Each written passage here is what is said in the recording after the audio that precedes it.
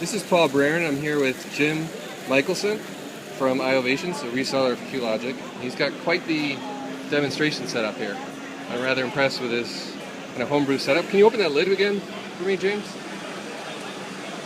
So there we go. And here's the secret sauce, the RAID controller. And you can see the fiber coming out the back. And see the blinky lights. There's an older storage enclosure here. And he's running in an uncached way right now. So can you resume what you're telling me? Sure. So right now we're getting 600 IOPS. What we have is an 8 gig fabric caching adapter from QLogic called the QLE10000, connected to what I'm considering a legacy environment. It's a 4 gig fiber channel switch, also from QLogic, and a 1 gig JBOD that's about 15 or 20 years old. It's an old Clarion 4500 1 gig disk shelf that I had in the lab.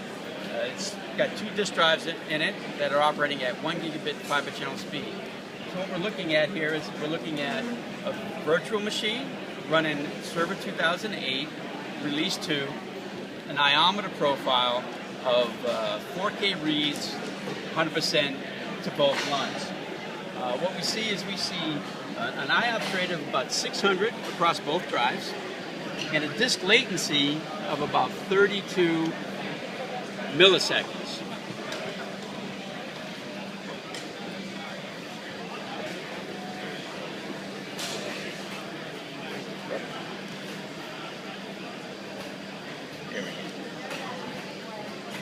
What we see up here is the switch port, the I/O being driven by the iometer, 1 gig across each HBA port for an aggregate total of 2 gig to the JBOD, which equates to what we're seeing in the iometer screen.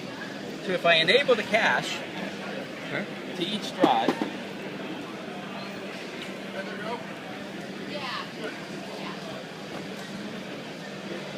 we'll see the IOs increase as data is being driven into the cache, warming up the cache. So we're seeing the total bandwidth for the JBODs about 15 megabytes. Depends on the port, between 8 and 5 megabytes per second. In a few seconds, what we'll see is our IOP count go up and our disk latency go down as the cache fills and we get cache hits, read cache hits. Okay. So at some point we're going to get the blinking lights here will be blinking less, right? The blinking lights will stop. It's probably going to be about 30 seconds. It's already increasing now. We just peaked at 700. Bump up again. 800.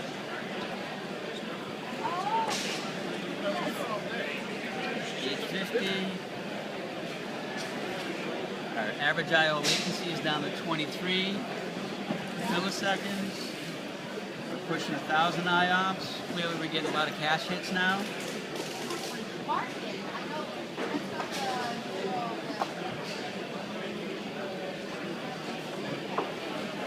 Our latency is down to about 16 milliseconds. 1,300 IOPS. So what number are we expecting it to climb back up to on the It IOPS? should climb up to about 75,000 IOPS. Okay, so that takes a little while. Point to the latency again, which is the latency line here. The latency line is this third line here. There we go. We're up to 3,000 IOPS. 4 milliseconds, 5,000 IOPS. 2 milliseconds, 10,000 IOPS. Sub-millisecond, 70,000 IOPS, 200 plus microseconds, average I/O latency.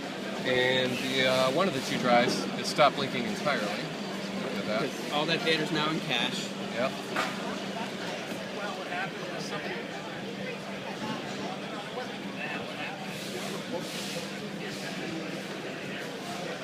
And if you notice up here on the switch performance screen, only HBA port 10 is actually pulling data off the disk drive. Okay. Right? It's still pulling data into cache.